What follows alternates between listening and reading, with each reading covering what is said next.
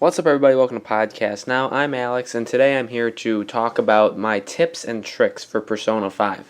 Now, I previously did a beginner's guide to Persona 5 where I basically kind of just talked about what you're getting into when you're getting this game if you've never played a game of Persona before. If you're brand new to the series and this is your first one, that is the video to go watch. I kind of just talk about a few things in there. Now, this video, I'm going to expand upon a couple things I talked about in that one, but also give you more direct tips and tricks to play the game. So kind of fleshing them out a little bit.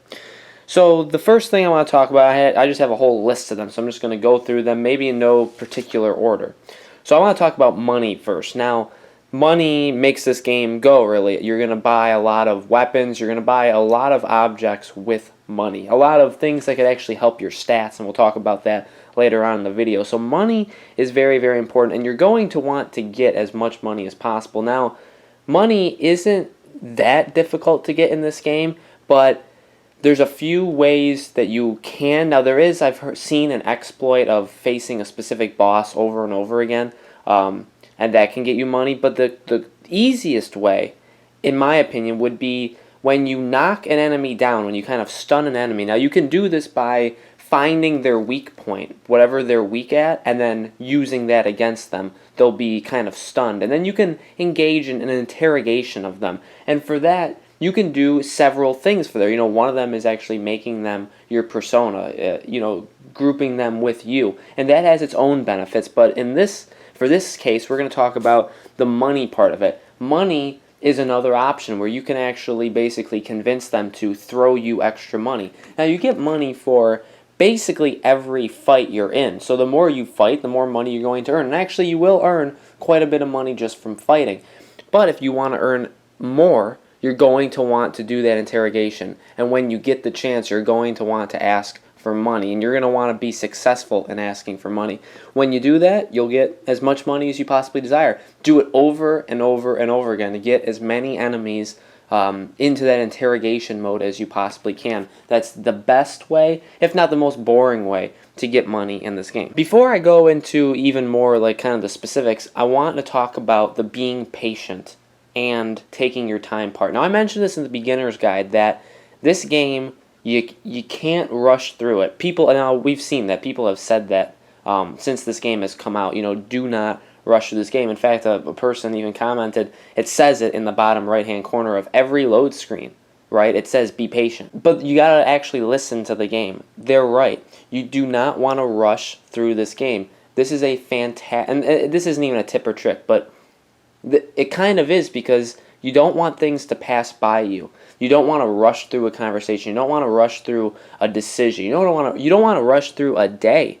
You really want to think about what you're going to do in a day, and I'm going to talk about that in a little while. You really want to plan things out. You'll never want to rush through this game. There's more negatives to doing that than positives. You really want to take your time, not even just for the game to enjoy it, because it's a phenomenal game, to enjoy the game and enjoy what it's doing, but also to kind of think ahead and think how you're really going to grow as a player every single day in this game and what you need to get done.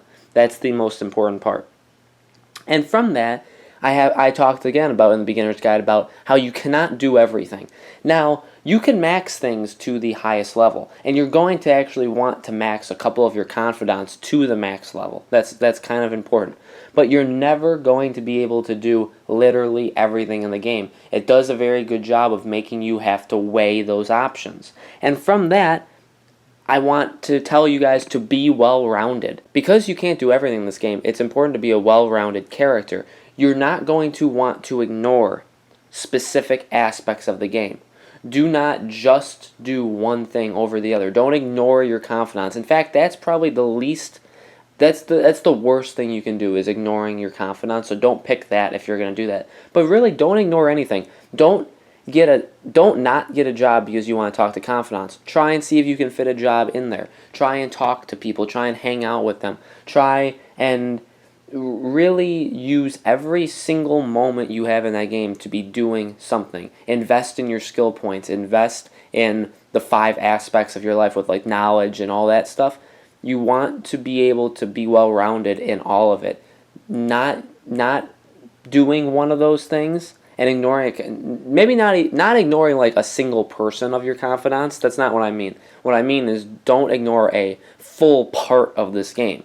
It's a bad idea. You're going to want to be a well-rounded character. And like I said, level up your confidants. Level up them as much as you can. But more importantly is there's 21 confidants, and you're never going to get them all to the max level. And some of them aren't as big of a deal as others. So another tip is to decide amongst yourself which confidants are most important to you, what they do for you, maybe who you like the most often, who you interact with the most often, who you connect with. You pick them, and those are the ones you level up, especially as you get later on in the game. It's very important that you talk to them and you level them up. Very, very important. Those are the ones you're going to want to do. You cannot level them all up, so you're going to want to kind of weigh your decisions and who you think is most important. Now we're going to talk a little bit about battling. We talked about battles in the beginner's guide and just, again, a basic layer of how to fight in this game and what to expect from a JRPG. A lot of people that aren't JRPG players, this could be very daunting to them. And I'm not going to go into major specifics in the fighting, but I talked about battle tactics in the beginner's guide, and I want to talk about that more in this. You can control your party members' actions in this game and what they do, and you're going to want to do that for the most part. You don't have to do it every time. In fact, I would kind of suggest you don't do it every time. For normal battles, for just run-of-the-mill enemies, you don't need to change the fighting style of your party members. It's not really necessary. When you fight bosses or when you fight bigger enemies that are tougher in general than the run-of-the-mill enemies, you're going to want to control your AI. Not because they're stupid, because they're actually not. They actually are pretty smart, and they're pretty self-reliant that they can do what they need to do and make the right decision for the most part in any given battle.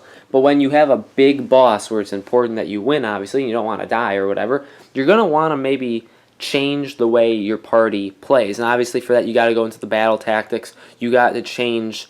They're normally set for kind of like the all-around level. You're going to want to tell them what to do. Maybe an all-attack. Maybe just protecting you. It doesn't matter. There's a couple different options, but you're going to want to take control of them in that scenario. Another thing with battles is when you're in the dungeons, stay in cover as much as humanly possible. Staying in cover is very important. They introduced that in the beginning of the game, but it's very important that you do it. You can get an ambush on the enemies, and you can immediately start with a leg up. I feel like that's an overlooked thing when maybe you just don't care and you just run up to enemies. Very important that you stay in cover as much as possible. Another thing that kind of, again, goes right by people is the auto-recover. So you can auto-recover right when you're playing this game, right when you're running through the dungeons, you can auto-recover. And I urge you to do that. You are not going to want to go into a boss battle. I've done that. I've actually done it like 3-4 times. I've fought a few basic enemies, and then I've gone into a fight with a moderately more strong enemy, and I have half health because I forgot to auto-recover. So now you're starting at a major disadvantage. There's no disadvantage to auto-recovering when you're in the dungeons. Do it. Auto-recover every single time. That way you have full health every time you go into a battle. You never have to worry about getting caught off guard. Now more to just general things I think are important, things that kind of slip by people or that maybe you don't know in general. One thing is always carry a book. Now, books help you gain all sorts of things, and books are very important in this game, and they're kind of overlooked. You always want to have an unread book with you, no matter what, and there's a lot of different opportunities to read said book. You can read it on like a rainy night when you're eating, and that's something you have to plan and have time for. Also, sometimes if you find a seat in the train when you're going from place to place, if you are sitting down, if it's not a busy day, you will have extra time to read when you're sitting down. So that helps your points right there. That really helps your character, reading books at all times. For just general things, and when I say general, I literally mean anything. When you're in a class and you're being asked questions, now that is actually where it's mainly going to come in handy, but it doesn't have to be. Remember, you have the Thieves Guild, which is the community online center that this game has built that's really, really cool, and I really enjoy it. Basically, you can pull it up at any given moment and see what the community has done in that circumstance at that given time. You can do that for any given day. When you see you finally have a deadline to do a dungeon, you can check, well, what did the community do? Did they handle the dungeon right away, or maybe did they talk to somebody and spend the whole day with them? That happens, right from the beginning. That happens. So it's kind of cool, and it's important. Hey, I can look at the community and see what they've done and maybe model my game how I think I should go based off the community. Obviously, if a number is really lopsided and percentage-wise that the community does, you're going to want to follow what the community does.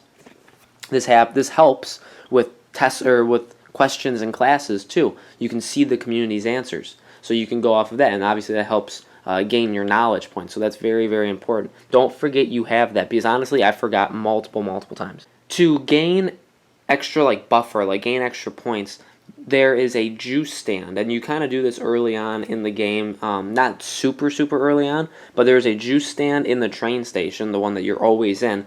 Every single Sunday, go there and buy the special juice of that week.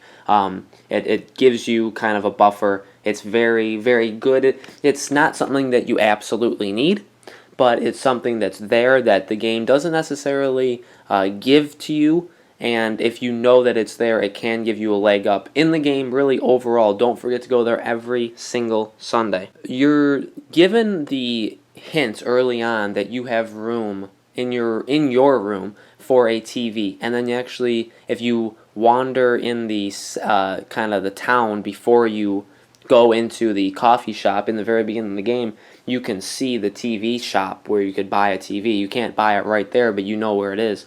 Buy that TV as soon as humanly possible and get as many DVDs for that TV as possible. These help improve your stats. So this is just like the books. This is a thing that the game has. It doesn't force you to do, but it'll help you if you buy the TV and then have DVDs for it and watch them. Really only a couple more. You can pay a fortune teller 5,000 yen to boost the points that you're going to get every time you hang out with a confidant. Now this is 5,000 every time you do that, so it is a lot of money, but it really helps you max out your confidant's points. So if you really want to get, and like I said, you're going to want to max out a couple of your confidant's skills. You're going to want to max them out all the way. So it can be a tough process, and like I said, I don't think you're going to be able to do them all, but if you have the money and you kind of figure out how to exploit the game with money, which I've kind of talked about, you can pay to kind of give yourself a buffer and get your confidence leveled up way faster than you normally would.